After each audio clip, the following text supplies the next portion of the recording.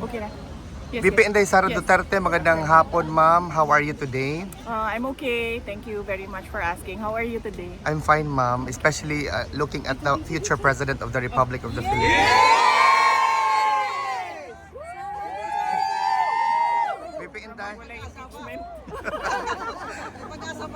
VP Inday, the burning question is, how's the former President Rodrigo Roa Duterte? He's okay. Very chatty today. Mainly about politics. At least siguro mga 95% of the conversation was about politics. And then nagsabi siya na ang mensahe niya ay mahal niya ang Pilipinas, mahal niya kayo. Thank you, ma'am. Ma'am, a little bit of politics lang, ma'am, na question. What is your reaction to the statement of individuals, particularly those detractors, ma'am, no, involving all of your families sa impeachment complaint hurled against you? Well, I think it's unfair. Dahil hindi naman sila Vice President and hindi naman sila ini-impeach. And tulad ng mga asawa at mga anak din ng mga congressman, they have the right to privacy, being ordinary individuals and private citizens. VP Inday, what is your opinion doon sa mga really brave na congressman natin katulad kay Congressman Leviste at Congressman Miao Barzaga na they are very vocal and unapologetically blunt and direct sa kanilang mga statements, ma'am, about the current government? Well, pareho kami. Pareho tayong lahat ng nararamdaman tulad ng mga nararamdaman nila. At we applaud their courage to speak up kahit na alam nila na babalikan sila ng administrasyon kung hindi man in cases, posibleng mga threats or mga iba pang pananakot. VP, a lot of Filipinos are saying that there's a lot of mind conditioning right now being put on different social media platforms to confuse the Filipinos about your hard work as a government official, ma'am. What is your message to those who are trying to paint you black in the Filipinos' point of view? Okay, unang-una kasi sa politika, ganyan talaga yan, no? Lalo pati sa run-up to the 2028 presidential elections na alam naman natin na lahat na sabi ko nga, presumptive candidate na ako. And ang politika ay madumi talaga yan. Sabi nga ni PRD noon, paulit-ulit yan sa Davao City. Sabi niya, ang style ng karamihan o maraming mga politiko ay you paint your enemy black so that you appear white. So that pag mukha siyang madumi, mukha kang malinis kahit hindi naman totoo ikaw na malinis, no? So yan yun, una, madumi talaga ang politika. Pangalawa, kailangan maging kailangan matuto mag-discern ang mga Pilipino sa mga nakikita nila sa social media, particularly because pwedeng ma-manipulate ang information na lumalabas sa social media. Tulad ng mga troll farms na naririnig ninyo, totoo yun, yung mga troll farms, no, na meron talagang negosyo na gano'n. At meron din talagang negosyo na nagpapalabas ng information, whether true or not, pero yun yung business ng kumpanya, ang magpalabas ng mga information. Ganon nga yung objective niyan, parang magpapalabas sila na, say for example, this is a popular sentiment or this is an unpopular sentiment. Unfortunately, sa social media, kahit libre siya para sa lahat, meron ding mga nagnenegosyo dyan na minamanipulate yung information na lumalabas. Ma'am, alam ba ni PRRD ang mga... Hindi ko sinabi, wag ninyong banggitin sa kanya. Hindi ko binanggit sa kanya ang impeachment. At hindi ko binanggit sa kanya ang mga nangyari sa House of Representatives. So hindi niya alam na merong pangalawang posibleng impeachment na mangyayari. Kasi sa tingin ko, hindi na niya kailangan malaman ang mga ganyan na klase na bad news. Kasi wala din naman yung value sa kanya. Nandoon naman siya sa loob. Ang mangyayari lang doon ay mag-iisip siya. Tapos mag-overthink siya. Siya lang mag-isa. Hindi siya karapat-dapat para sa isang 81-year-old.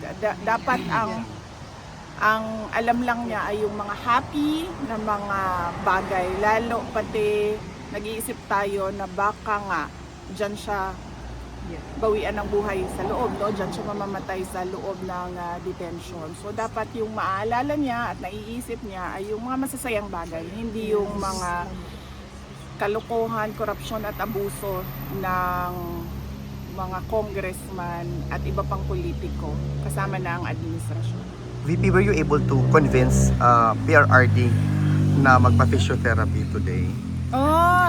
Hindi mainly kasi politics yung napag-usapan. So hindi namin napag-usapan yung physiotherapy, pero kinamusta ko siya sa pagkain. Sabi ko, masarap na ba yung pagkain at nagbibigay ba sila ng Filipino dishes? Sabi niya, meron daw mga binibigay na almost tastes like Filipino dishes, kasi sinabi ko sa kanya na right niya yon as a detainee ang culturally appropriate food. And then he said na, meron naman na parang lasang Filipino dish. And then sabi niya, wag na kayong mag-alala kasi sabi niya, nakain ko na lahat ng gusto kong kainin noon. At sabi ko, nag-serve ba sila ng munggus sa iyo? And then sabi niya, wag mo na isipin yan. Sabi niya, lahat ng munggus, nakain ko na noon. And then he said na, ang hindi ko na lang nakain na munggus ay yung munggus, the hayop, the animal. Na sinabi ko naman sa kanya, sabi ko, I don't think kinakain yon. And then he said na pag sa Pilipino, pwedeng kainin yon, mongoose. So, Ma'am, if there's one thing na you're very proud of na trait ni PRRD na nakuha mo, what is it? Ano bang traits ni PRD? Ano ba mga traits ni PRD? Sige daw. Not bending to foreign powers, for example, the independence that he has. Dapat naman kasi talaga yon na hindi lang para sa president, hindi lang dapat sa vice president, kahit ordinary Filipinos. It is enshrined in our constitution, no, that we should have an independent foreign policy na hindi kinikilingan o hindi pinapaboran ang kahit sino except ang interest ng Philippines and the Filipino people. Just to conclude the conversation, Conclusion ma'am. na kaagad. Hindi pa di ay. What is the... Sorry, ma'am. Sorry. I mean, nagbiyahe kami na 14 hours. Sorry, plus ma'am. 4 hours papunta dito para bisitahin ka. Ma'am, VP Inday, is there something that PRRD wanted to share to the supporters na hanggang ngayon, ma'am, hindi talaga natitinag? Oo, minention ko yan siya kanina, no? Sabi ko kahapon, there must have been more than 15 or more than 20 na nandito sa Duterte Street kahapon. And sabi niya, yun yung sabi niya, paabot mo lang sa akin yung message na mahal ko ang Pilipinas, mahal ko kayo. Perhaps we can ask questions from the crowd, ma'am. Oh, sige. Sino may question ka? Go ahead. Yes, ma'am. Okay lang ako, ma'am. Wala naman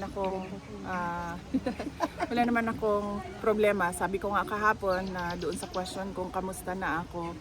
Ang problema lang, ang siguro para sa akin ewan ko lang sa ibang tao, siguro para sa akin ang pinaka-problema talaga ay yung magkakasakit ka na walang gamot at yung patay ka na. Yun yung talaga yung problema dahil yung patay ka na, ending na yun, yung magkakasakit ka na walang gamot, papunta na yun sa ending.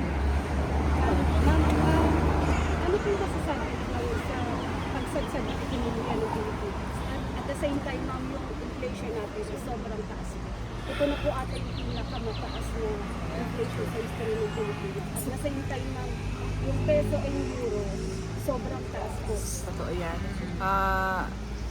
Triple whammy ang nangyayari sa atin. Sobrang taas ng presyo ng fuel, crudo. Sobrang taas nung palitan, exchange, dollar exchange. And sobrang taas nung inflation. Sa akin lang, kung hindi man kaya tulungan ng administrasyon, ng gobyerno, lahat, dapat tulungan nila yung mga pinaka nasa ilalim na hindi na talaga nila makaya kahit man lang yung simpleng pagbili ng pagkain. Kasi ang problema kasi kapag yung mga wala din silang mapuntahan, wala silang recourse, ang kinakatakutan natin, they will resort to crime and violence. Yes. Na ayaw natin na mangyari. Ma'am, yung natatandaan ko po, nung panahon po ni Father, ang euro po is sa 55-56. Pero this time, yung peso po, kawawa na. Kawawa talaga, ma'am. Lalo na pati yung consumption natin ng mga imported goods. Kasi ibig sabihin nun, pagbili natin, mahal na siya. So pagpasok niya, lalo siyang magmahal. At marami sa ating mga goods are imported. VP, just to your concluding statement na lang, VP, to address the Filipinos who are very much eager to support you come in the distant future. Yun lang, VP, na parang to fuel us as well, the supporters, na hindi naman talaga kami aatras sa laban. We are with you together in this fight. Oo. Nagpapasalamat ako dahil noong ako ay nag-announce na tatakbo akong Pangulo, marami, lahat ng mga supporters galing 2016, 2019, 2022, nandyan pa rin sila lahat. Solid na naniniwala at nagtitiwala. So, yun yung unang pagpapasalamat ko. Yung pangalawang pagpapasalamat ko ay yung kanilang suporta sa akin ngayon na humaharap sa impeachment na gawa-gawa ng House of Representatives. At syempre, sinusuportahan ng iba pang mga senators ay merong mga kababayan natin na lumalabas na, nagpipiket na, pinapahayag na nila publicly yung opposition nila sa impeachment. Nagpapasalamat ko sa kanila. Pero base din sa discussion namin kanina ni Pangulong Duterte, lahat ng mga nangyayari sa buhay ng isang tao ay sinulat yan ng Diyos. So kung ma-impeach ako, yan ay sinulat na ng Diyos. Kung hindi man ako ma-impeach, see you sa 2028. see you tomorrow. But VP Inday, on behalf of the Filipino community, talagang we will be supporting you. We will be calling out our respective congressmen to do their job, to represent or to echo the sentiments of the respective constituents. Nandito lang kami para sa iyo, VP, at sa buong Duterte family. Duterte! May isang question pa, guys.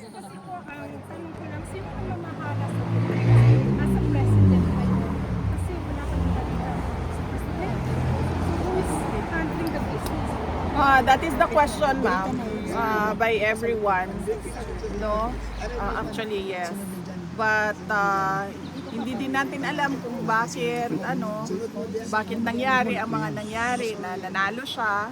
Pero para sa akin, nagsinungaling talaga siya sa kanyang gusto gawin para sa bayan at sa kanyang mga kapasidad na maging Pangulo. Well, I guess you're the hope of the Filipinos back home. Thank you, ma'am. Thank you sa suporta ninyo.